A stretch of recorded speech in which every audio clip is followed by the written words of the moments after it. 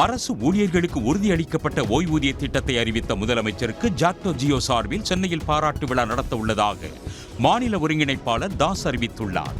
பிப்ரவரி 8ஆம் தேதி சென்னை YMCA மைதானத்தில் நடைபெறவுள்ள ஜாக்டோ ஜியோ மாநாட்டில் பகுதி நேர மற்றும் இடைநிலை ஆசிரியர்கள், அங்கன்வாடி பணியாளர்கள் கோரிக்கைகள் தொடர்பாக முதலமைச்சரிடம் வலியுறுத்த உள்ளதாகவும் கூறினார்.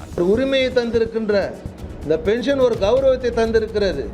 குறிப்பாக பணம் என்பது வேறு, பணி ஓய்வு பெற்ற பிறகு ஒரு கௌரவத்தை நிலைநாட்டியிருக்கிற தமிழ்நாட்டு முதலமைச்சருக்கு நன்றியை தெரிவிக்கின்ற நிகழ்வாக அந்த 8ஆம் தேதி YMC மைதானத்தில் சுமார்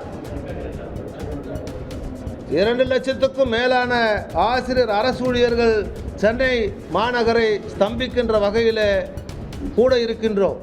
அரசு ஊழியர்களின் அனைத்து கோரிக்கைகளையும் முதலமைச்சர் நிறைவேற்றுவார் என்று நம்பிக்கை உள்ளதாகவும் ஜாக்டோ ஜியோ அமைப்பினர் தெரிவித்தனர்.